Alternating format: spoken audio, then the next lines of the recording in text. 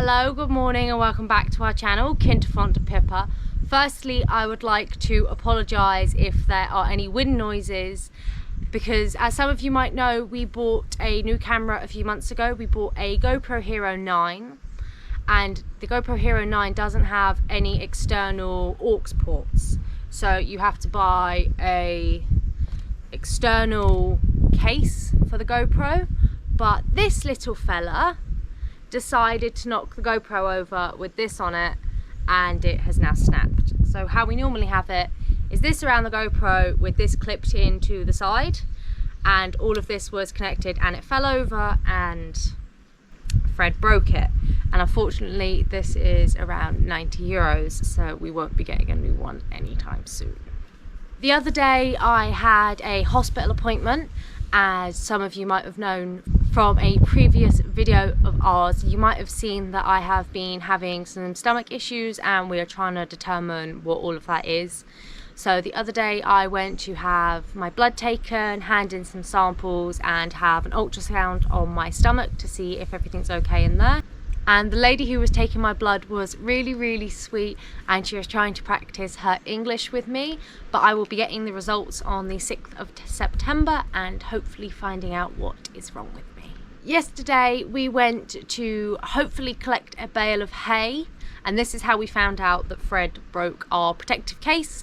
As we got back to the house after unloading 750 kilos of haylage, to find out we had absolutely no audio for those clips. We're very lucky that we managed to get some haylage, as there has been a drought here in Portugal. So if there is hay, most of it is coming from Spain. It's either extremely expensive or it is very poor quality. So when there is hay available in our village, everyone flocks there, and it's kind of like Black Friday in America. There isn't much left when you get there. So we managed to get some haylage, which was €75 for a large bale, which was 750 kilos, which the truck didn't enjoy, and neither did me and Dad unloading it.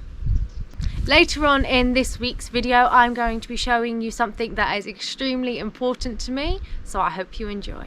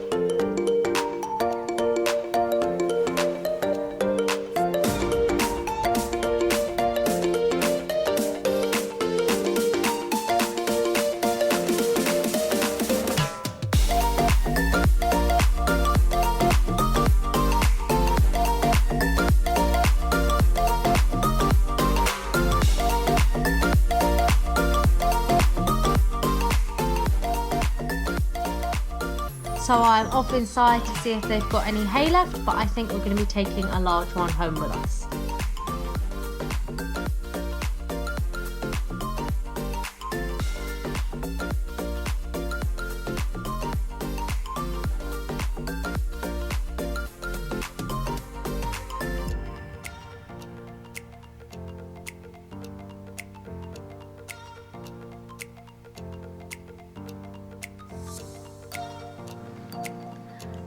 As you can see here, we managed to get a large bale of haylage which weighs 750 kilos, but thankfully they have a forklift loader to place it in the back of the truck.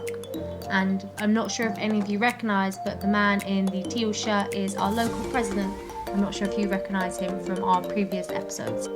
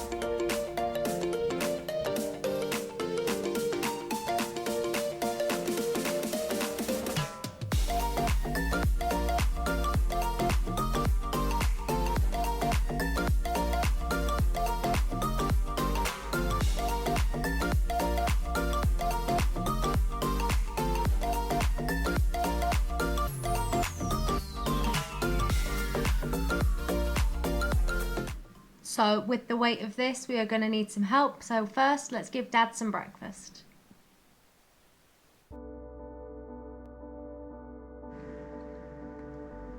So after a nice breakfast, I've come up to the top with the tractor, trying to think of a way to get this extremely heavy bale of hay off the back of the truck, and all I can think is that I'm going to flip it onto its side with the tractor, and in a second you're going to see us hopefully roll it through the door of the shed.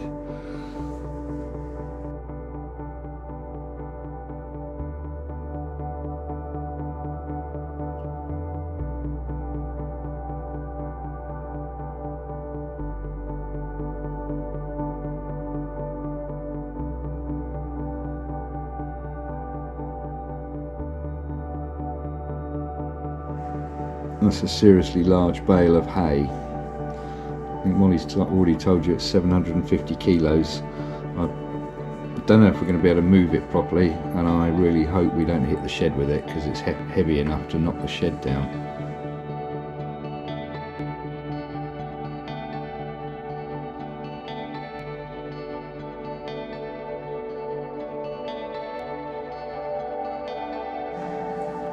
We've just lined up the truck as best as I think we can, that the bale is going to roll off the truck and through the doorway, and like I've just said, not smash our new barn to pieces, because that would be a bit of a nightmare.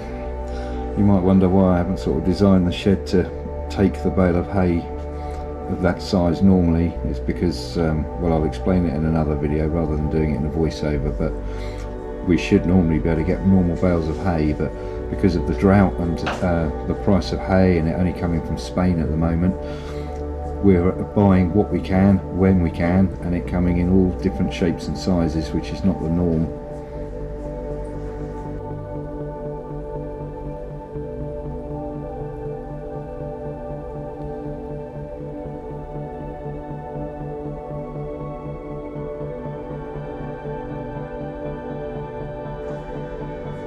And thank God it went through the doorway.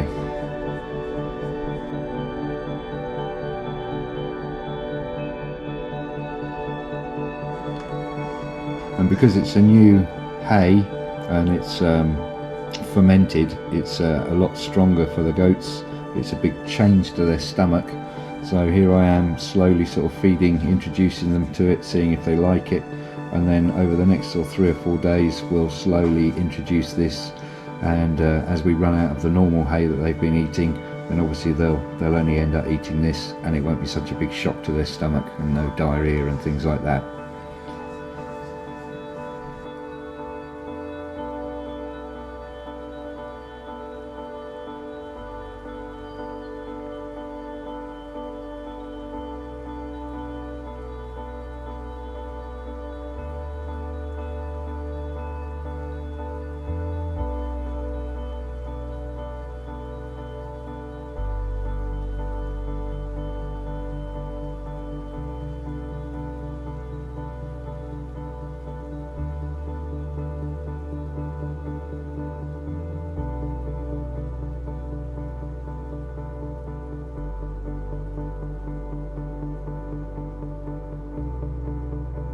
So this is about the 3rd helping of the hay.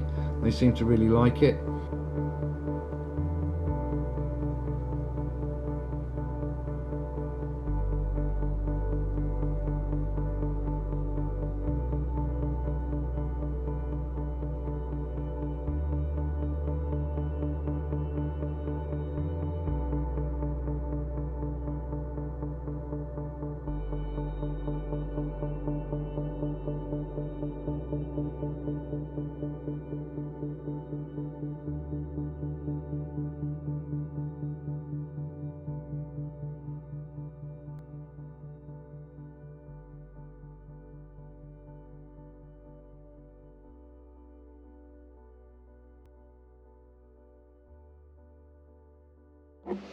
So it is the hottest part of the afternoon, and I've decided that I'm going to organise and go through all of my bags of fabric, because for those of you who don't know, I like to sew, and I have a small collection of vintage sewing machines, and I want to do some sewing, and I just want to look through what fabric I've got with the help of Fred.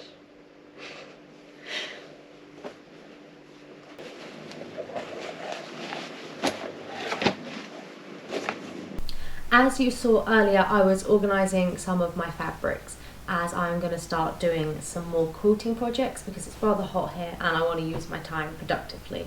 As it gets quite cold here in winter, I thought quilts would be a great option because they're warm and they're heavy. And I mentioned I have a small collection of vintage sewing machines, so I thought I would give you a little talk about what machines I have and how old they are. So this one here is my favourite sewing machine. It is a 99K. It is 63 years old, and she was manufactured on the 29th of August 1957. And I bought this machine in 2019 before the pandemic struck, and I only paid 20 euros for this machine. And it came with all of the original bobbins, user manual and everything, and she is in pristine condition. And then here in front we have a 27K, and there were 60,000 of these manufactured. In this one here is from 1906, making this machine 116 years old. And then we have this one here, which is a 28K, and there were 150,000 of these manufactured, and this one here is from 1904, making it 118 years old. But this one here has a motor on the back, and this one here has a treadle table that I am currently restoring, and this one here is a classic hand crank. So I hope you liked the tour around my sewing machines. So I have been making some scrunchies, and along with some matching masks.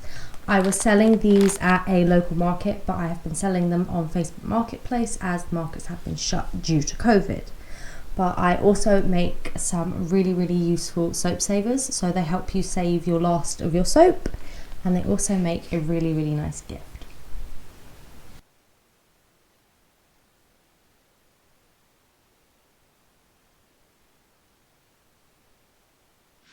After Molly showing you her sewing, which she really enjoys doing, I thought I'd try and give you guys an update, if you're interested, on the plans we've got for the farm and for the future with the goats, and sort of explain a couple of points about the weather out here and sometimes how that can affect certain jobs happening.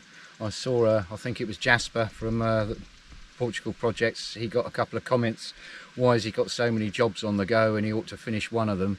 Well, some of that, well, at least for me with things that grow, farming, the seasons here change so quickly. We've got sort of springtime which will come, which is absolutely wonderful. Things start growing, the animals can eat it, and then I need to start thinking about those things are going to die off, and I need to prepare some land like this field to sow something in it. But then if I go off sort of doing paid farm work, where I take my tractor and often clean land for people, which I'm beginning not to do anymore because it's just not cost effective, because I will go and clean their land, I come back to carry on with the jobs in the farm, and all of a sudden the fire ban will come in where you can't clean certain amounts of land. And then, like what happened this year, I was late getting to this land because I was intending to plough this and sow it with some of our certain seeds we've got, and I couldn't do it. The ban came in like that, and I had planned it for the following week. The fire ban came in, I think, that Monday morning. Put pay to it, I'm not allowed to clean my land. So then really you've got 7 months before you can do anything with this land again. So that's sometimes why I think you'll see a lot of people in Portugal start some jobs and then they can't complete them because the extreme heat comes in. And we'll take you up in a minute and show you the milking parlour, because that's a good example of it. But this year I'm intending to, when I can, I'm hoping maybe another week and then the fire ban's going to dip down. I need to cut this land right down to the ground before I can plough it and prepare it for seeding. And whilst I've got that cut down, I don't know if you can see here, there's a built up bit of ferns, which is the edge of our land here. To the land over to that side is abandoned, but here there's actually a little river that runs all the way down that line of ferns, and I want to fence that off for the goats. I'm not going to fence along the river because it's a big drop, and it's that part of the river there, even to this day, will have at least this much water in it.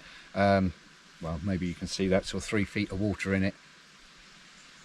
You can hear it running still. We're very lucky, we've always got water on the farm here, but the goats won't want to jump into that, so I've only got to fence that side there, this here for the road, and thankfully there is another bit of land that's got a fence on that edge of the land there. And then, as you can see, it's all green still, where everything else around us is brown, because these fields we've got close to the river, they keep moist, and then it'll cut down on how much I need to sort of manually irrigate them or to do anything else to the field other than prepare it and sow it. Right, and I'm going to take you to the river and show you the river. I mean, if you could smell the mint that's growing in here, all this is pretty much wild mint.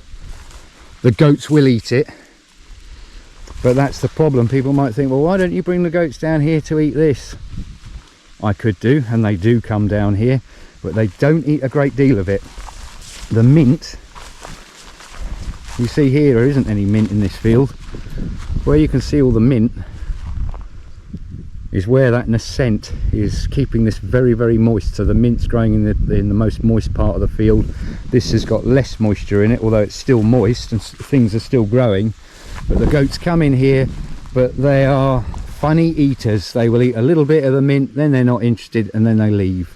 So I need to prep this field and sow it, fence all the way along here. More wild boar. That's why the dogs go crazy at night. And I'll bring you down here and you'll be able to see some of the river. Hopefully, because it's going to be dark, because all these trees need thinning back. But I need a license to do that. There we go, that's the river. We've always got water on the river here, which we're very, very lucky to have. It is slightly slower than normal, but then the water company have let all the excessive water out of the dam, and this is just still what's coming in off the mountains to the big lake, so it's pretty good.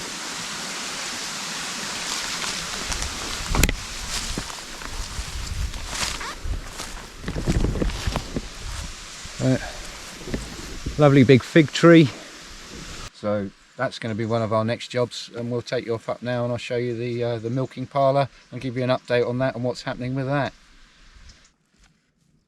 alright getting over. Ooh, you'll love this. I hope I can get this out. No, let's video it before. Yeah, Sandra, let me have the camera. Oh. Just spotted that on the ground. There we go. There's the end of his tail. It's a snake. All the way along there. All the way along there. And that's not even the end of it. Look, his head curls round there. So there we go. Let's pull it out. How long's that? 2 meters, 3 meters long. And you can often, we've got a really good one indoors. Yeah, you can see their head. Look, you can see his mouth. Look, that's where his mouth was. You can see his eyes.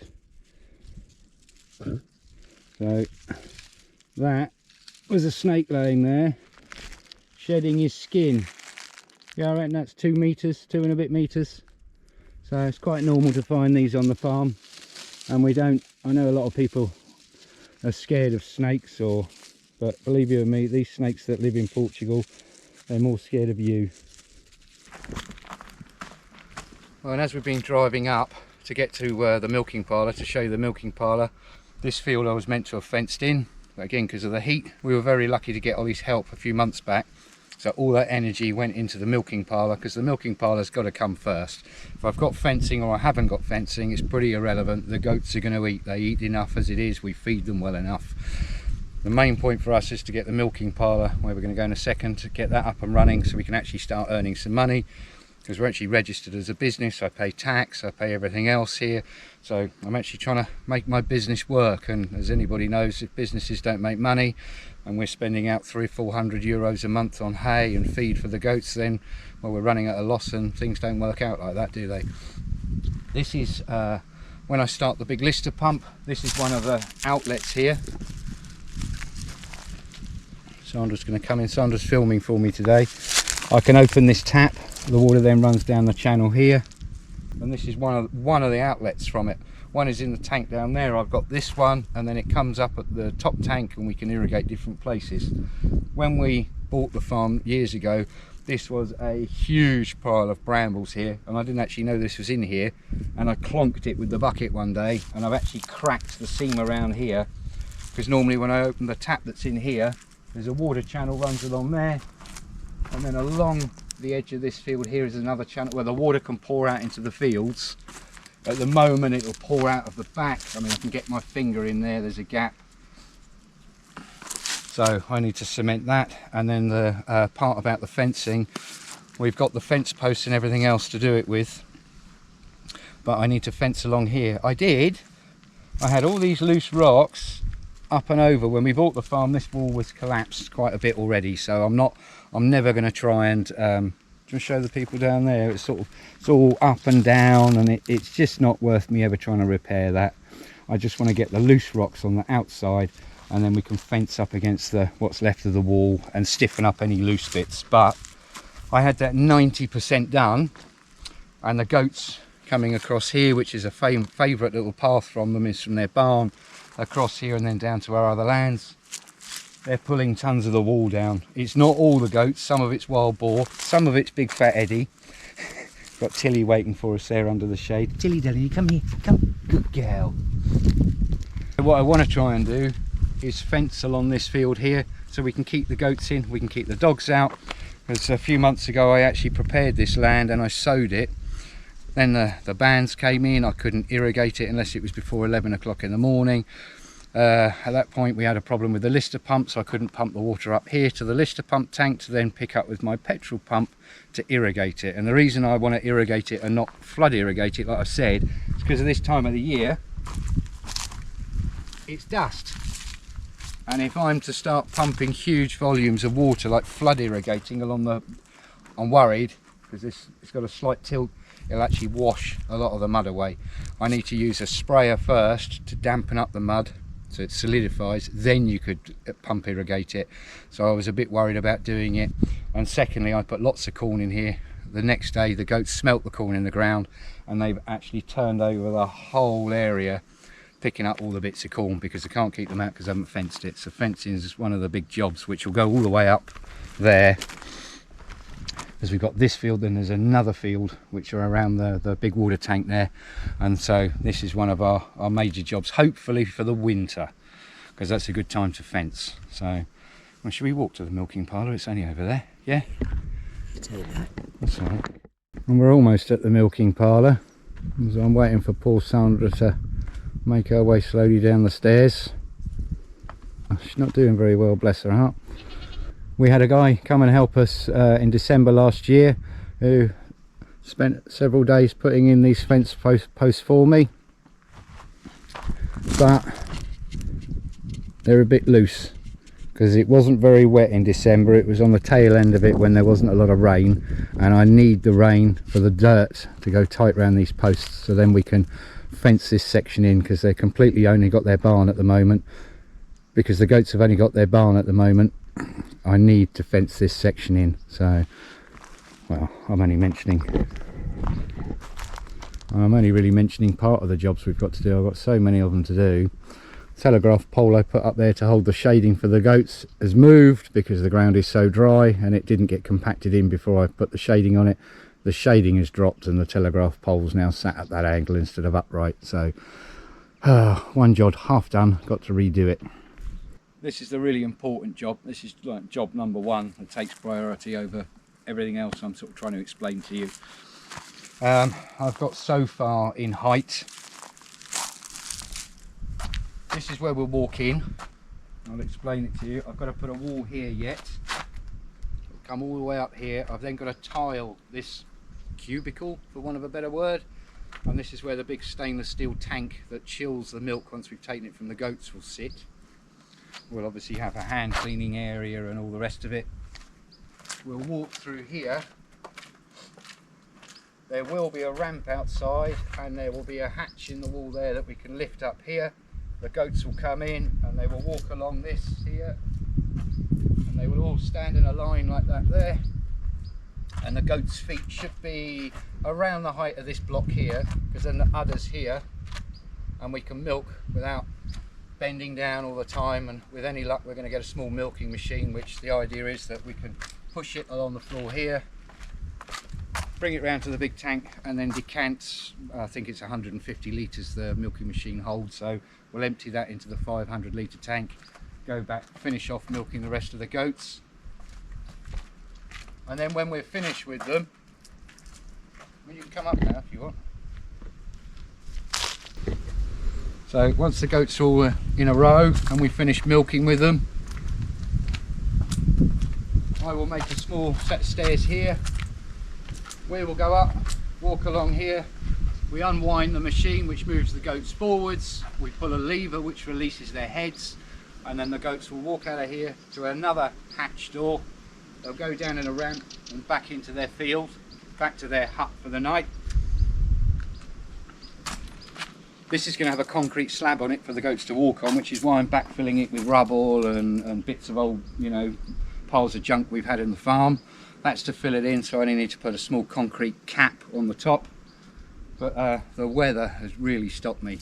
I think there's a few of the days I probably could have still worked in the heat, but the heat wouldn't have been good for block laying. The bricks are too hot, the cement will go off too much, and I'd rather wait than ruin the building. You know, it's on a budget. It's the last bit of money we had that we've spent on all the bricks and mortar and everything else, and I don't want it to not be a good job. So we've all decided we're going to hold off for a little bit. But so this is going to be one of the next jobs, tiling it, getting the solar system set up for it, because the whole goats, our entire goat setup is run off grid. So it's all going to be run from solar. There'll be a solar system up there just to run lights and things for the goats, and then down here we'll have the bigger solar system which will run the milking machines and the lighting down here. A lot of work to do. You want tickles? Hey, what's up, Bubba? You enjoying the shade? Is it nice and cool? Give me paw. Give me paw. Give me 5. Give me 5. Good girl, that's 5. And you wonder why they come in the house so dusty. Look at the state of her. And this is a good reason why, isn't it, Tilly, that I need to fence this field off. And you, Edward. Hey? Yeah, you're a lovely boy. Yes, you are. I think I've shown this before in another video, but only quickly. But this is the bit of equipment that we bought that's going to go on top of the slab in the milking parlour that I've told you about. It's where the goats will come in here and they put their head in here, and this bar will come over and it locks, and they can't get their head back out until we pull this lever, which then allows them to lift their head up, and then they will walk out of our building that way. This part is actually meant to sit above it, and it's an automatic feeder. We will fill this hopper up in the top with the feed that we're going to give them. There's a handle at the end that you give one rotation, and it gives one dose feeding for each goat, and you can either do it again, or as we determine how much each goat needs during a milking to keep her well fed and producing a lot of milk. So that's the item. So I don't actually know what this piece of equipment is technically called. A goat head holder, a milking station, I don't really know, but out here they call it an ordagna, but there's lots of usings of that word ordagna in Portugal. Ordagna means the milking parlour. This, I've been told, is an ordagna, and ordeñar, where you say it's like, is actually the motion of milking the goat. So, but whatever, this is the bit of kit that we've got. So if anybody knows what it's called technically, put it down in the comments below, because I'm at a loss at the moment to know exactly what to call this. Right, I'm going to go over and show you the stainless steel milking tank. And this is the stainless steel milk chiller that holds 500 litres. Don't know if I'm going to be able to lift it up because I've got a lot of weight on the top of it, but the milk will go in there, and it has a stirring paddle that operates all day to agitate the milk so it's evenly chilled. And when we bought this, in fact we were very lucky, we bought this and the other piece of equipment from Molly's boyfriend's dad. It's been out here now for about 18 months, just things are taking so long, with what I said about like the seasons coming so quickly. That needs to go down into the building relatively soon actually, because it needs to be put up and over the wall. I think we did the dimensions and it will go out. We built the doorway to it specifically, so if it ever needs taking out or we need to upgrade it to a larger one, it will go out through the main doorway of our milking parlour. But make things easier, we're just going to lift it in with the tractor and then finish building the walls up around the side, because this thing isn't light. I think it took 4 people to carry this, and we were all struggling because it's full of insulation and it's got everything else on it. So with some luck I can get that in at this year, and the next, well, it's hopefully going to be way before Christmas. I think I've got my parents coming over to see me in about 3 or 4 weeks time, for the first time since we've lived here, so that'll be nice. Hopefully they'll enjoy themselves whilst they're here, and I hope that's sort of giving you an idea of some of the jobs that I've got to do around the farm. Well, there's another one, look, it's just everywhere I look I've got another job. You can see what's left of the fencing. It's looking pretty terrible right now. I mean, if you look down here, Sandra, look, they can see the really bad bit.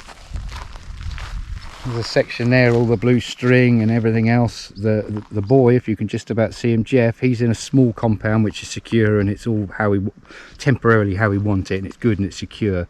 But this, unfortunately, some of the posts burnt in the fire that we had, and that whole area was to keep our chickens in. We had 100 chickens, we had about 45 ducks, a couple of geese and some other birds, so we had a lot of birds here. Another job I've got to do, I'm wondering when I'm going to get to do it all. You make plans for this year, they don't happen for the weather or other reasons and things like that, and well, your whole life shifts on 7 months before you can get to it again. But out here, when these severe temperatures come, the laws kick in. There's not a lot I can do. And now I'm going to go back in and I'm going to go and get myself something to eat. Well, sometimes all those jobs and things being delayed can get a bit overwhelming. Like I've already said, you can sort of get up and down, you get depressed, you get positive, you get all the rest of it. But one thing I enjoy, when I'm feeling a bit fed up and a bit lost as what to do, I can come down here and enjoy this amazing view. I still haven't even had a chance to come out on my boat this year. I haven't gone fishing or anything. I really must make the time for me to go out on that water and have a day's fishing. A huge thank you to everyone for watching this week's video, and for everyone's super thanks and super likes in last week's video, and for everyone who bought us a coffee. So thank you to you guys. So don't forget to like, subscribe, and we will see you back here next week.